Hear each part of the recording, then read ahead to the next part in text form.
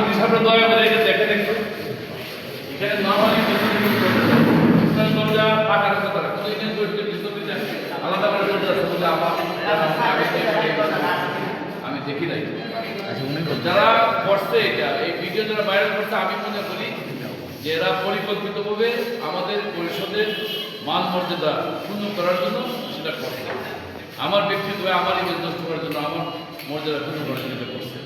এটা তাদের ব্যক্তিগত মানে চিন্তাধারার দিকে এটা করছে। কোনো দরজা নাই ঠিক করে দেয়।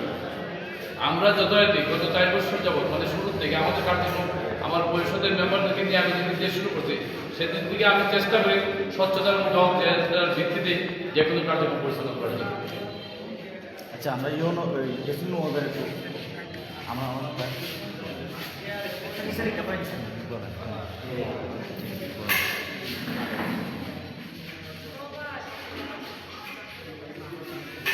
না ঠিক আছে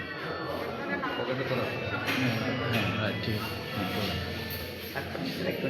ঠিক আমরা আজকে এখানে মূলত এসেছি যে এখানে বিজিএফ এর চাল বিতরণ নিয়ে একটি সামাজিক ছবি এবং ভিডিও প্রকাশিত হয়েছে। তো সেই বিষয়ে আমরা সরেজমিন তদন্ত করার জন্য আজকে এখানে এসেছি। আমরা এখানে ভিডিওতে থাকা বেশ কয়েকজনের বক্তব্য লিখিত বক্তব্য নিয়েছি, গ্রহণ করেছি এবং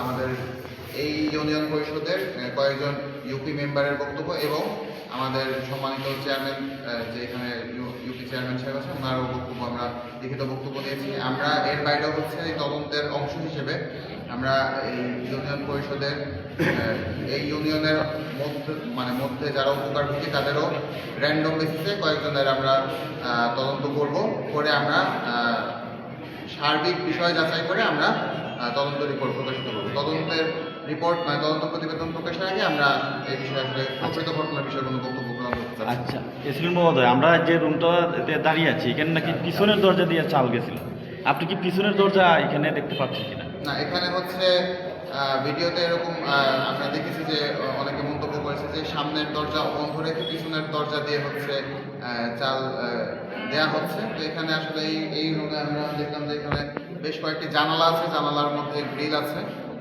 কিন্তু এখানে কোনো আলাদা কোনো দরজা নেই, মানে সামনের দরজা ছাড়া পিছনে কোনো দরজা নেই।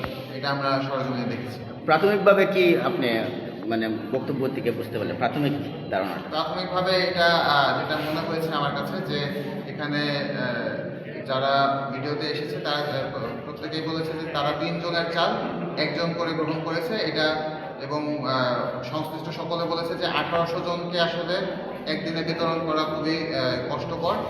সেই কারণে হচ্ছে সময় এবং হচ্ছে জনগণের ভোগান্তি দূর করার জন্য তারা বলেছে যে তারা 3 জনের চাল 1 জনকে করে দিয়ে দিয়েছে। যদিও এটা আইনগতভাবে ঠিক হয়নি, কারণ প্রত্যেকের চালই আলাদা করে দেওয়া উচিত।